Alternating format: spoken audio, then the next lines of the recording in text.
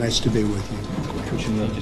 Trump পুতিনের বন্ধুত্বের কথা কম বেশি সবারই জানা। প্রথম প্রেসিডেন্ট নির্বাচনের প্রচারণা থেকেই পুতিনকে ঘিরে ট্রাম্পের ছিল বিশেষ অবস্থান, কখনো প্রশংসা, কখনো ব্যক্তিগত সৌজন্য।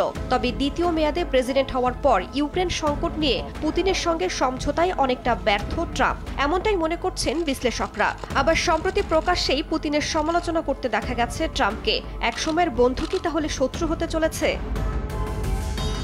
Very disappointed with the conversation I had today with President Putin.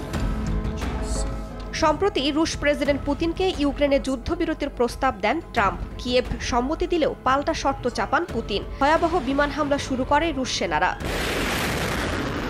পুতিনের কর্মকাণ্ডে হতাশ হয়ে এক পর্যায়ে সোশ্যাল মিডিয়ায় পুতিনকে থামতে বলেন ট্রাম্প। এখন প্রকাশ্যই পুতিনের বিরুদ্ধে কড়া ভাষায় সমালোচনা করছেন মার্কিন প্রেসিডেন্ট। মার্কিন নিরাপত্তা বিশ্লেষকরা বলছেন, পুতিনের প্রতি ট্রাম্পের এই অবস্থান মূলত রাজনৈতিক কৌশল। চলতি বছর দ্বিতীয় মেয়াদে ক্ষমতায় এসে হোয়াইট হাউসে জেলেনস্কিকে এক প্রকার অপমান করেন ট্রাম্প। সে সময় ইউক্রেনের প্রতি ভিন্ন সুর ছিল ট্রাম্পের, আর এখন সেই সুর দেখা যাচ্ছে রাশিয়ার প্রতি। আন্তর্জাতিক সম্পর্ক বিশেষজ্ঞরা মনে করছেন, পুতিনের সঙ্গে ট্রাম্পের সম্পর্ক কখনোই শুধু ব্যক্তিগত সৌজন্যের ছিল না, বরং রাজনৈতিক লেনদেনের জায়গা ছিল। ইউক্রেন যুদ্ধ সেই সম্পর্কের মৌলিক কাঠামোকেই নাড়িয়ে দিয়েছে। এর সঙ্গে রয়েছে অস্ত্র ব্যবসার বিষয়ও। সম্প্রতি কিয়েভের সর্বাধুনিক অস্ত্র পাঠানোর ঘোষণা দিয়েছেন মার্কিন প্রেসিডেন্ট।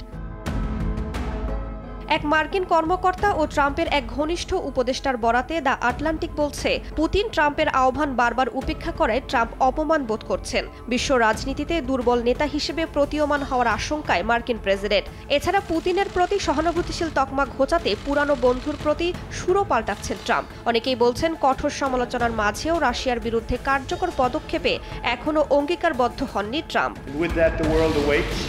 এদিকে পর্যবেক্ষকদের মতে, পুতিন ট্রাম্পের নরম মনোভাবের সুযোগ নিয়ে ইউক্রেন যুদ্ধের সুবিধা আদায় করতে চেয়েছিলেন। তবে বর্তমানে ট্রাম্পের কঠোর মনোভাবের কারণে পুতিনের কৌশলগত হিসাবেও আসতে পারে পরিবর্তন। রাইসা জান্নাত, সময় সংবাদ।